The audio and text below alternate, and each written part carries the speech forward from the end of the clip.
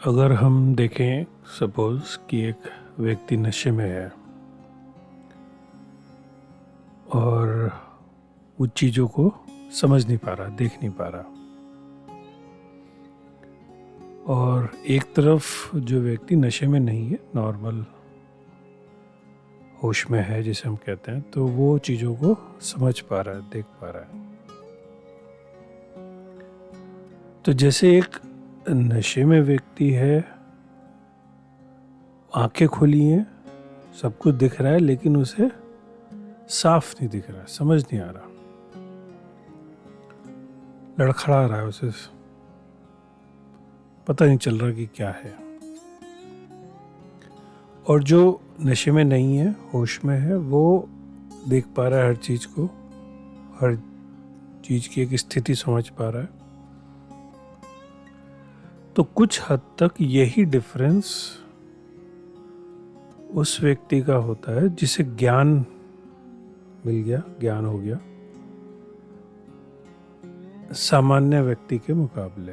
एक सामान्य व्यक्ति वो संसार को जैसे देख रहा है, वस्तुओं को देख रहा है,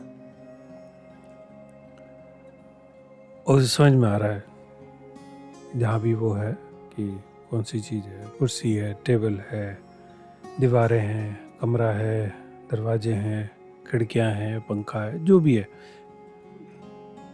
उसे दिख रहा है, सामान दिख रहा है, सब कुछ। और ये सब बिल्कुल सत्य दिख रहा है, ये ऐसा है जैसे है, एक्चुअल में एग्जिस्ट कर रहा है। तो जो ज्ञानी है, जो ज्ञान हो गया है, जिसे हम कहते हैं सत्य का साक्षात्कार हो गया, तो वो उसकी दृष्टि बदल जाती है। जैसे अब उसे भी ये सब चीजें दिख रही हैं, ऐसा नहीं कि ये चीजें नहीं दिख रही। जैसे एक शराबी को, नशे में जो व्यक्ति है, उसे भी सब चीजें दिख रही हैं, लेकिन उसे वो अलग तरीके से समझ रहा है। ऐसे ही जो व्यक्ति नॉर्मल रूप से संसार में जी रहा है, जिसे ज्ञान नहीं हुआ, तो संसार को एक तरीके से समझ रहा है। और जो ज्ञानी है, जिसे ज्ञान हो गया, उसकी दृष्टि थोड़ी बदल जाती है। क्या बदल जाता है? वो ये बदल जाता है कि जो कुछ दिख रहा है वो शाश्वत नहीं है, नश्वर है, क्षणिक है। तो जो अज्ञानी है, जिसे अभी संसार में उलझा हुआ है, उसे सब चीजें ऐसे लगता है, दीवारें हैं, मकान है, पक्का है, स्थित है, जमीन है, धरती है, स्थित है, सब कुछ है, तो उसको डाउट नहीं है इसके ना होने पर। लेकिन ज्ञानी कुछ हद तक ये देख पाता है कि जो कुछ दिख रहा है वो नहीं है, और वो सपने की तरह है। जैसे अगर हम कंपेयर करें, एक आदमी जो नींद में सपना देख रहा है, तो सपने में जो कुछ दिख रहा है सब कुछ समझ में आ रहा है। जागता है तो सपना खो जाता है। ऐसे ही जो ज्ञानी होता है, तो वो जैसे ऐसे जाग गया कि संसार अभी सपने की तरह दिखने लगा, इसीलिए फिर वो उसे कहता है ये माया है। तो दिख रहा है सब कुछ, उसका आभास हो रहा है सारे संसार का, लेकिन सत्य की तरह भास रहा है, लेकिन है असत्य, इसीलिए माया है। जो सत्य की तरह भासती है लेकिन है झूठ, सपने की तरह। और यहीं पे बहुत मतभेद हो जाते हैं कि जो पदार्थवादी होंगे कि देखो, हाथ पे अगर चोट मारो या शरीर पे चोट मारो तो दर्द होगा, तो ये झूठ कैसे है? पूरा अनुभव में आ रहा है। तो जो अनुभव में आ रहा है उसको सत्य मानते हैं, तो अनुभव को आधार बनाते हैं। इस इंद्रियों से जो अनुभव में आ रहा है उसको आधार बनाकर पदार्थवादी, जो मेटेरियलिस्टिक लोग हैं, वो कहते हैं वो सत्य है। साइंस सारा इसी पे टिका हुआ है। लेकिन ज्ञानी कुछ और बात कह रहा है। वो कहता है कि ये सत्य है, ठीक है, एक तरह से सत्य है, जैसे सपना जब देख रहे हैं उस समय सपना सत्य लगता है, ये असत्य तब है जब सपने से बाहर आ जाते हैं। तो ज्ञानी एक तरह से इस सपने से बाहर आ गया, थोड़ा सा उस जाग गया और वो देख रहा है कि ये सपना है, तो वो असत्य की तरह देख पाता है उस दृष्टि से, वहां पर खड़ा होकर जब सपने से बाहर हो गया थोड़ा सा। तो प्रज्ञा जो है, जो चेतना है, वो उस तल पर आ गई जहां से कि अब संसार जो दिख रहा है दो आंखों से,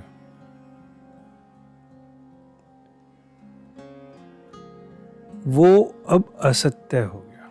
वो खाली सत्य हो सकता है पदार्थ के रूप में, लेकिन एक अलग तल से वो असत्य है। तो इसलिए तीसरी आंख की बात की जाती है। जो दो आंखों से दिख रहा है वो संसार है, लेकिन जब तीसरी आंख जो ऊपर से, जिसे हम कह सकते हैं दृष्टि होती है, चेतना इस तल पे आ जाती है कि वो अब दो आंखों से जो दिख रहा है उसको भी एक अलग तल से देखा जा रहा है। तो तीसरी आंख से उन दो आंखों से जो दिख रहा है उसको देखते हैं, तो ये संसार एक अलग तरीके से दिखता लगता है, सपने की तरह दिखता है। तो ये तीसरी आंख, इसे हम कह सकते हैं सिंबॉलिक कह दिया गया है, सिंबॉलिक समझ सकते हैं हम थोड़ा सा, कि वो एक अलग तल है, एक लेवल है। तो दो आंखों से जो दिख रहा है अभी क्योंकि शरीर में है, तो दो आंखों से जो दिख रहा है वो संसार है, वो दिखेगा, दिख रहा है। लेकिन जब ऊपर से देखते हैं, एक तीसरे तल से देखते हैं, तो वो दिखते हुए भी असत्य है, सत्य होते हुए भी असत्य है। लेकिन साधना की स्ट्रगल फिर ये चालू होती है कि उस स्थिति में टिकना। तो बहुत बार बहुत सारे संत कह लो या बहुत सारे लोगों को ये ज्ञान हो जाता है, दिख जाता है कभी कभी किन्हीं क्षणों में दिख जाता है, समझ में आता है कि अचानक से कि यार ये तो अजीब सा है सारा संसार, एक सपने की तरह झूठ है, क्षणिक है, नश्वर है। लेकिन फिर वापस दोबारा से हम इसमें खो जाते हैं संसार में। फिर हम वो तीसरी जो दृष्टि है, तीसरा तल जो है, वहां से वापस उतर कर नीचे आ जाते हैं। फिर संसार में दो आंखों से जो दिख रहा है वो उसमें खो जाते हैं, उलझ जाते हैं, आइडेंटिफाई हो जाते हैं। ये जंजीरें, ये संसार का बंधन है। तो फिर साधना की स्ट्रगल होती, कैसे उस स्थिति में रहा जाए जिससे कि ये पूर्ण रूप से नश्वर दिखता रहे, वो सपने की तरह दिखता रहे, और फिर एक अलग तल पर हम स्टे कर सके, रुक सके, स्थित हो सके उस प्रज्ञा में, स्थित प्रज्ञा हो सके। तो प्रज्ञा हो जाती है बहुत बार, लेकिन स्थित प्रज्ञा नहीं हो पाते।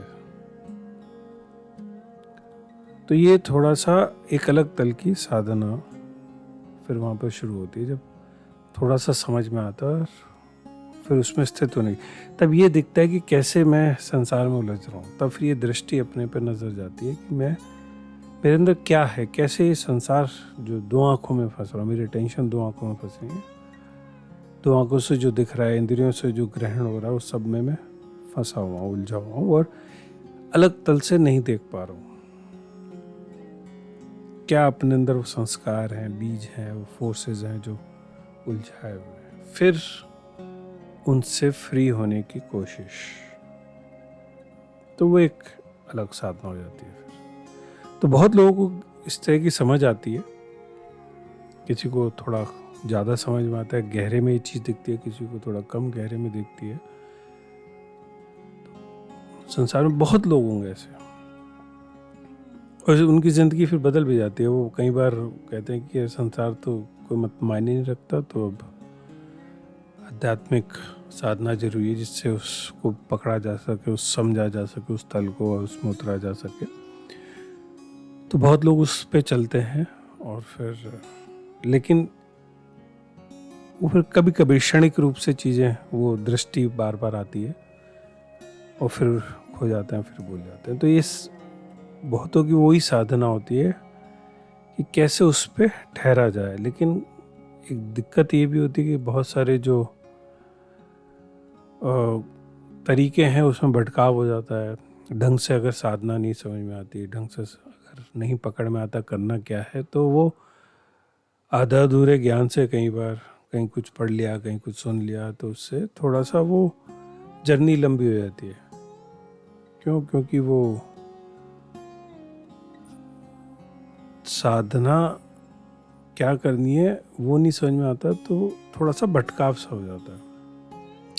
क्यों? क्योंकि कोई कुछ कहता है, कोई कुछ कहता है, सब पे भरोसा आता है, सब पे लगता है अच्छा ये भी सही कह रहा है, ये भी सही कह रहा है। हालांकि सब सही कह रहे होते हैं, गलत नहीं है, लेकिन उस मैं जिस तल पर हूँ, मेरी जो समझ है, उसमें क्या साधना करनी है, वो उसको समझना थोड़ा मुश्किल होता है कई बार।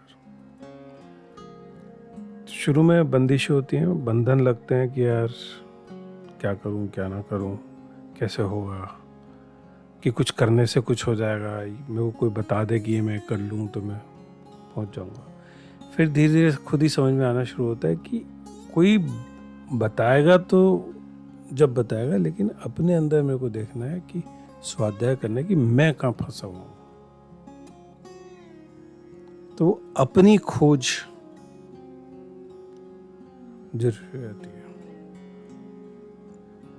तो किसी भी अच्छे गुरु या संत के पास सबसे बड़ी जो हेल्प होती है, सहायता ये होती है कि वो आपको अपनी खोज की तरफ ले जाता है और उसमें अलाउ करता है कि आप खोज करो। वो ये नहीं कहे कि आप कुछ कर लो आपको मिल जाएगा।